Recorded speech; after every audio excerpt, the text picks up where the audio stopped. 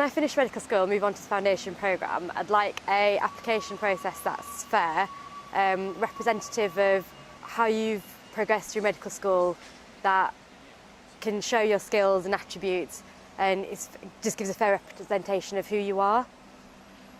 When I apply to the foundation programme, I'd like a system that represents me nationally in comparison to other medical students across the country, and doesn't have certain biases like what medical school I've been to and my contact circle within that medical school.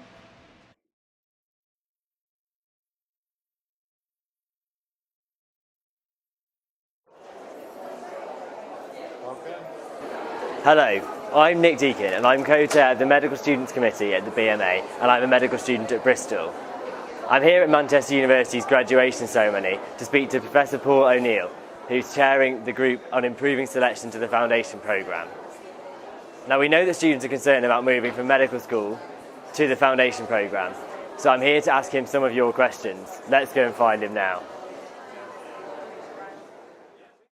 So, Paul, good morning.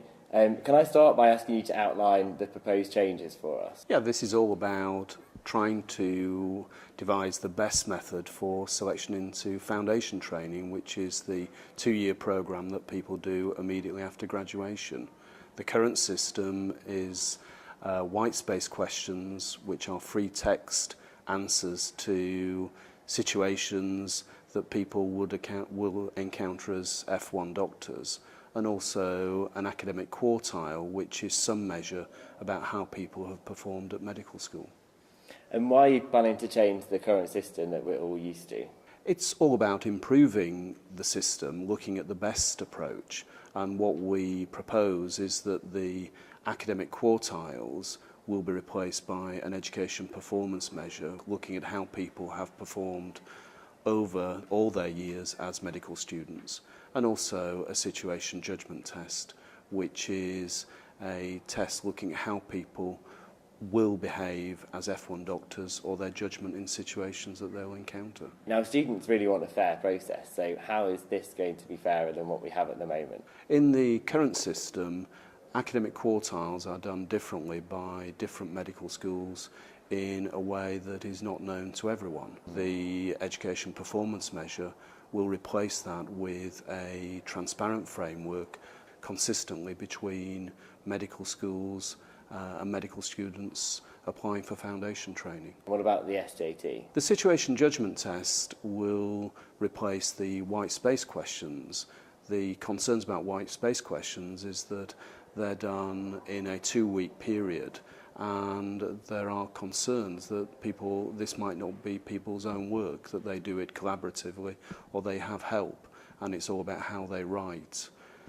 The situation judgment test is an assessment method that is now being used more widely across postgraduate training, such as in general practice, and under control conditions it looks at how their judgments and their likely behaviours in situations that they will encounter as F1 doctors. So if we look at what students really like about the current system, 90% of us get our first choice. Is that going to change if you change the system? We definitely don't want that to change.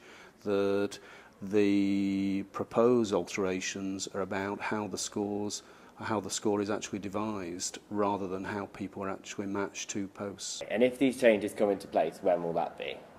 The changes are for those people who will be starting work in August 2013. Nothing will change before then other than intense piloting and evaluation of the proposals. And how are these pilots going to work? They will work with a lot of involvement of medical students. We will pilot these with 3 medical schools in autumn 2010, and then follow it up with a much bigger pilot of 8 to 9 medical schools in the spring of 2011. And this will give us a lot of data that we can conduct in-depth evaluation and analysis to know how a situation judgment test might perform once it went live. Okay, so it seems to me that the success of the project really hinges on the quality and the evaluation of these pilots and student engagement. So are these going to be compulsory? No, definitely not compulsory, but we'd strongly encourage students to take part because it will be helpful to all students to have the best method for selection into foundation, and also participate in a selection method that they will encounter as they go further in their postgraduate training.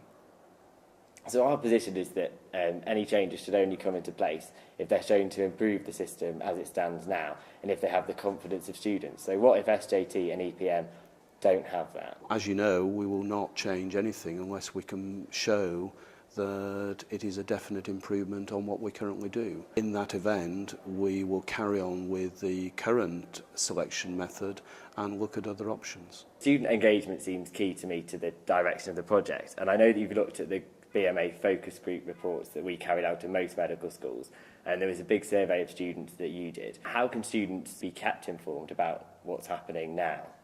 Well, the previous work has been very helpful in getting us to this point. We will conduct more focus groups with your support in medical schools.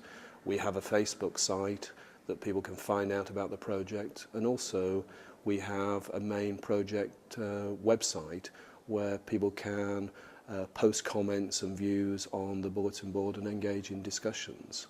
In addition, we will continue to attend events organised by BMA Medical Students Committee and also the UK Foundation Programme Office, so that people know about the project, can get involved in the project and give us their views on what the pilots are showing. Well, thank you very much for this chat. I really hope that it answered some of the questions that students really need to know the answers to, and I hope that you as students can get involved and let Paul know what you think of the project.